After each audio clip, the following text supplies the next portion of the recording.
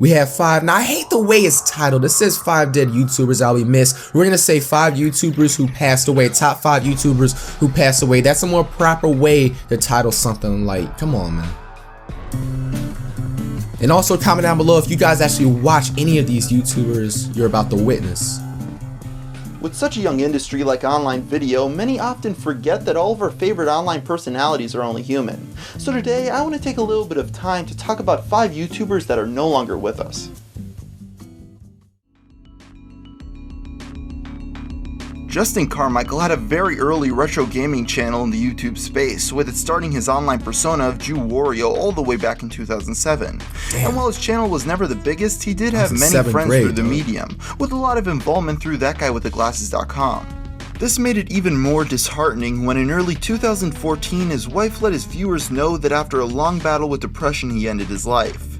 In a post to her Facebook page, Jenny wrote, "I also have to confirm he shot himself, but he was not alone. He locked himself in the bathroom and I was on the other side of the door talking with him. He knew I loved him. He knew all of you loved him. You all made him so happy." He locked himself with After the the wife news on the hit, many opposite YouTubers side. including Angry Joe, The Unnecessary Podcast, and Happy Console Gamer made videos sharing good memories of Justin so that he would never be forgotten. Bro, and the scary part is that he seems normal. Like, he seems like he wouldn't even go through This anything entry like onto that, the man. list actually had me a little confused for a bit, but I'll get to that later.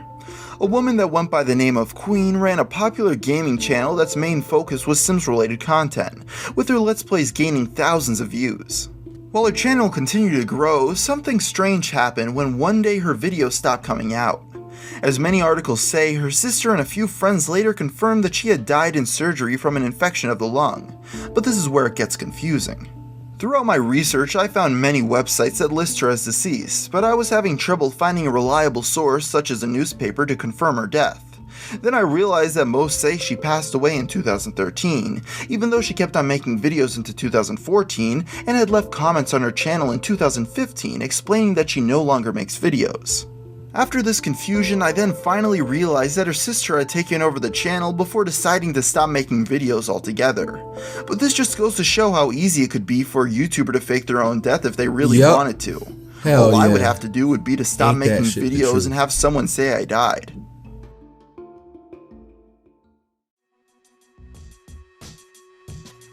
With a video catalog that goes all the way back to 2006, Eddsworld has been a very influential channel, paving the way for many online cartoonists after it. At the front of the operation though was a man by the name of Ed Gould who was fighting cancer for most of his career, and in 2012 died after a 6-year battle. Now in most cases when a creator passes away, their series just stops being updated, but that wasn't the case with Eddsworld when some of his friends started an Indiegogo campaign to keep the show going, with all proceeds of the animations being donated to cancer research. By the end of the campaign, they were able to raise over $80,000 to keep Ed's legacy alive.